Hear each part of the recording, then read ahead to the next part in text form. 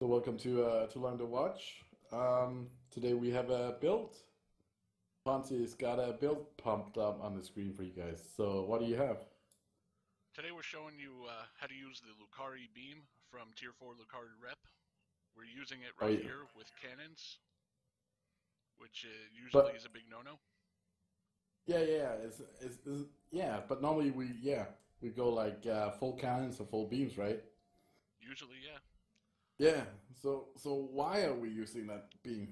So when I use this beam in conjunction with Beam Overload, or if I use the cannon with Rapid Fire, it gives us an ability called Technical Overload, which is Yeah. an AoE damage, Mm-hmm. and it's given us some pretty good numbers so far, so we're testing that out here.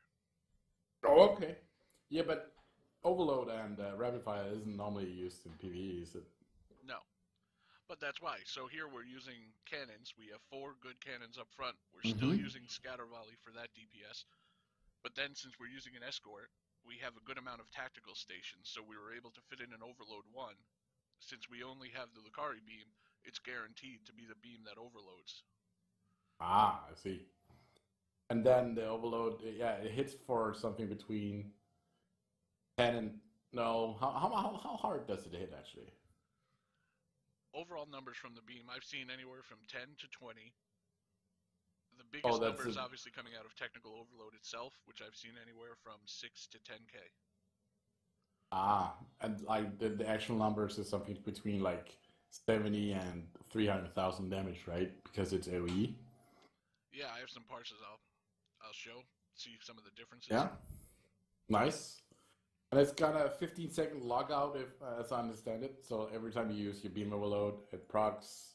You gotta wait 15 seconds. No way to cool down that, right? No, not below that. Yeah.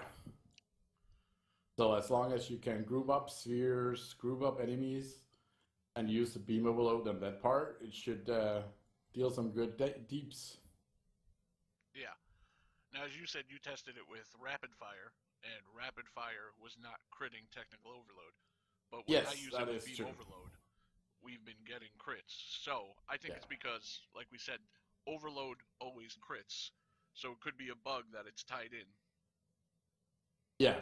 So if they fix that, it might not be that good because I've gotten a lot lower numbers on my both my science and my tactical, which are using it as a part of the science build with the E-Dog of one cannon up front, a few beams. So I'm running the rabbit thing over the overload, and it doesn't crit. And I don't see the same numbers. I see something between 80, 120,000 damage from a hit.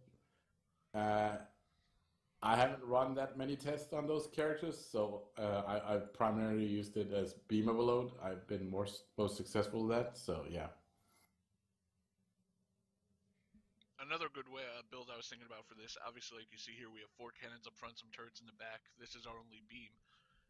If you're running a torpedo boat and you're running weapon system synergy trying to get that energy weapon proc to boost your torpedo damage, having this up front with a beam overload would be a nice secondary DPS. oh yeah. Anyways, it's a very advanced build. I wouldn't recommend this build for anyone, especially if people think they could just fit it on with the beam build and hit that overload for the beam and be lucky about it. It's not gonna be worth it.